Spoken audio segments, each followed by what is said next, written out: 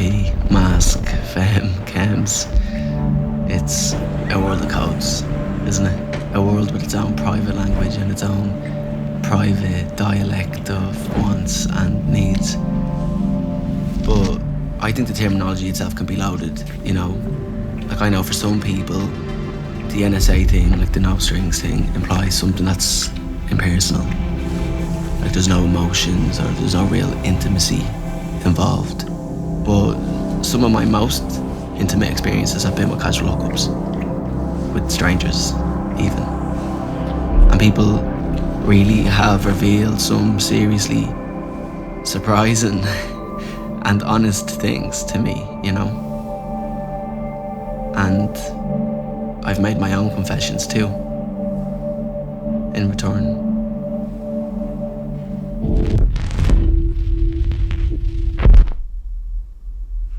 He still lives here, does he? My dad?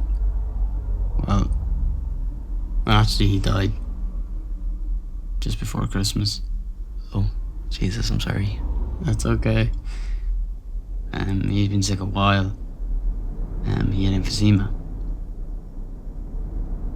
Gets intense. It's a bit like watching someone slowly drowning in their own body or something.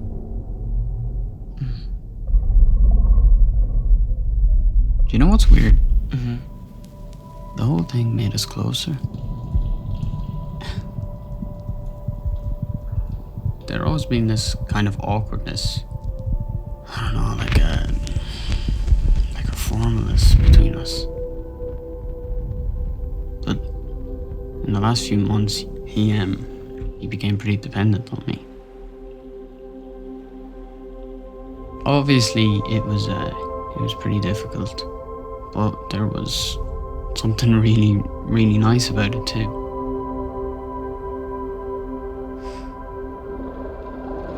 I never really realized how dark he was. His sense of humor.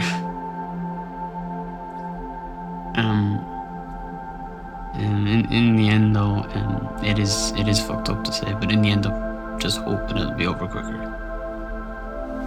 And when it finally does happen, it almost doesn't feel real. It's fucked up to say, but you feel relieved. You feel like you can finally breathe again.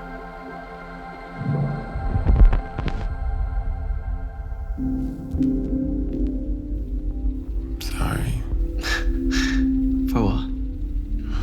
I don't know, for being so pilled out of it. Yeah, you apologise a lot, do you know that? Do I?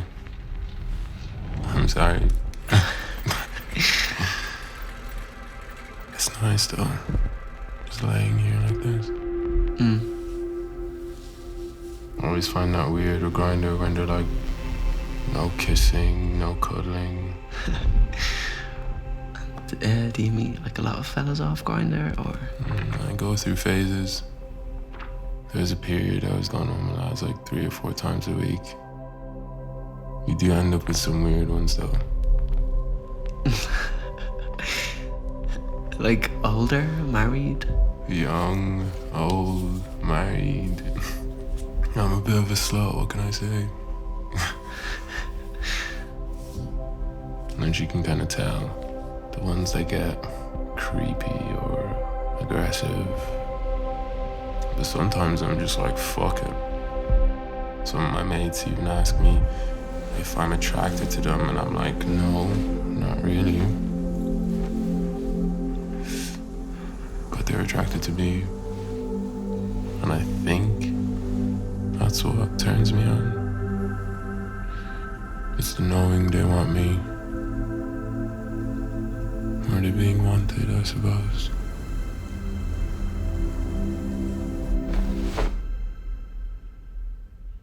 Where's home? I don't know. I don't really think of Brazil as home anymore. It's been a long time now. When I was a kid, I lived with my mom and my dad in this tiny little apartment. It was very close to a river. One night when I was sleeping with my mom in her bed, my dad, he He set the place on fire. He wanted to do it. What is it? A murder, suicide, or something like that. They sent him to prison after that. My mom, she died. I only remember little bits of her now. At the time, I don't think I really understood what it all meant. My mom, she was gone, and then I was mourning her. But my dad, suddenly, he was gone too. It's kind of crazy, isn't it? I had to mourn both of them. My mom and my dad. The men who killed her.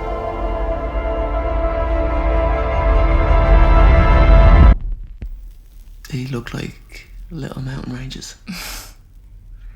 Yeah. I think I started when I was like 13.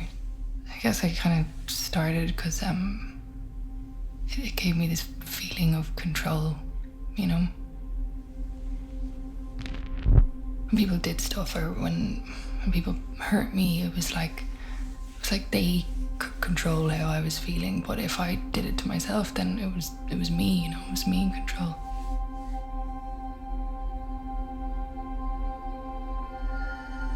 I used to hate them. Like, I used to try and cover them up and stuff all the time.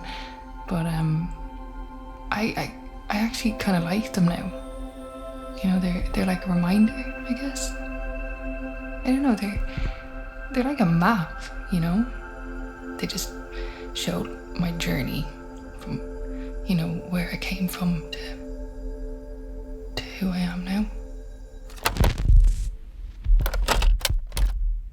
There's something about that calmness that comes after the sex. And maybe, I don't know, the fact that you probably won't ever see each other again, that really allows you to let your guard down, to be vulnerable with each other, I suppose.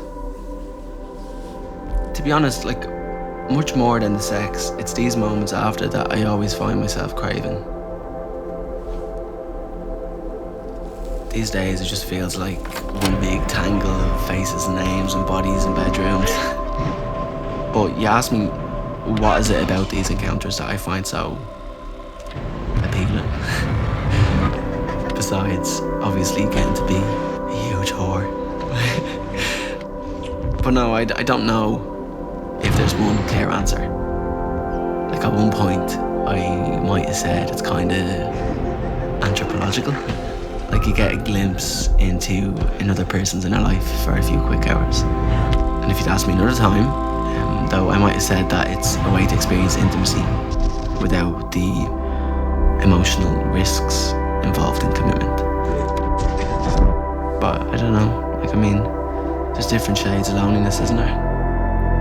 There's that kind of loneliness you can feel even when you're around people, like when you have good mates, support a family, even when you're in a stable, seemingly healthy relationship. I don't know. Maybe it's just a way to feel close to another person, to have a little company for a little while, like a little holiday from yourself.